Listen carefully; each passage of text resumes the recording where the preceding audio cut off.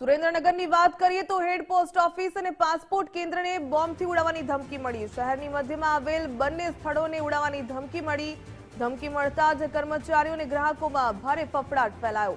LCB, SOG, bomb squad અને dog સ્ક્વોડની ટીમો તાત્કાલિક પહોંચી। પોસ્ટ ઓફિસ તેમજ પાસપોર્ટ કેન્દ્રમાં ઝીણવટભરી ચેકિંગ હાથ ધરવામાં આવ્યું। ચેકિંગ દરમિયાન કોઈ શંકાસ્પદ વસ્તુ નથી મળતા, જો કે હાલ તો રાહતનો શ્વાસ લેવામાં આવ્યો।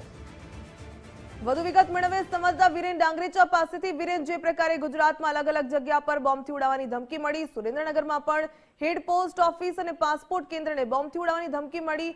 તંત્ર કેટલું સજાગ અને કયા પ્રકારે પોલીસ તપાસ કરી રહી છે? ચોક્કસથી ભાવિકા, વાત કરો તો રાજ્યના અલગ અલગ જિલ્લાઓમાં પોસ્ટ ઓફિસ તેમજ પાસપોર્ટ કેન્દ્રને બોમ્બથી ઉડાડી દેવાના ધમકી ભર્યા મેલ મળતા દોડધામ મચી જવા પામી છે। ત્યારે આ જ પ્રકારનો મેલ સુરેન્દ્રનગર શહેરની મધ્યમાં આવેલ એક હેડ પોસ્ટ ઓફિસ તેમજ તેની બાજુમાં જ આવેલ પાસપોર્ટ કેન્દ્રને પણ મળ્યો છે। અને આ પાસપોર્ટ કેન્દ્ર અને હેડ પોસ્ટ ઓફિસને બોમ્બથી ઉડાડી દેવાની મેલ દ્વારા ધમકી મળતા પોલીસ કાફલો હાલ ઘટના સ્થળે પહોંચ્યો છે। ધમકીને પગલે હેડ પોસ્ટ ઓફિસ તેમજ પાસપોર્ટ ઓફિસના તમામ કર્મચારીઓ અને ગ્રાહકોને બહાર કાઢી લેવામાં આવ્યો છે। તેમનામાં હાલ ફફડાટ જોવા મળી રહ્યો છે। આ બનાવને પગલે LCB, SOG, bomb squad, dog squad સહિતની ટીમો દ્વારા પોસ્ટ ઓફિસ સહિતના વિસ્તારોમાં ચેકિંગ હાથ ધરવામાં આવ્યું છે। જોકે હાલ આ ચેકિંગ દરમિયાન પોસ્ટ ઓફિસ તેમજ પાસપોર્ટ ઓફિસમાંથી કંઈ પણ શંકાસ્પદ વસ્તુઓ નહીં મળી આવતા ક્યાંક ને ક્યાંક રાહત અનુભવી છે। પરંતુ આ ધમકી ભર્યો મેલ કોને કર્યો અને ક્યાંથી આવ્યો તે દિશામાં પણ હાલ પોલીસે વધુ તપાસ હાથ ધરી છે।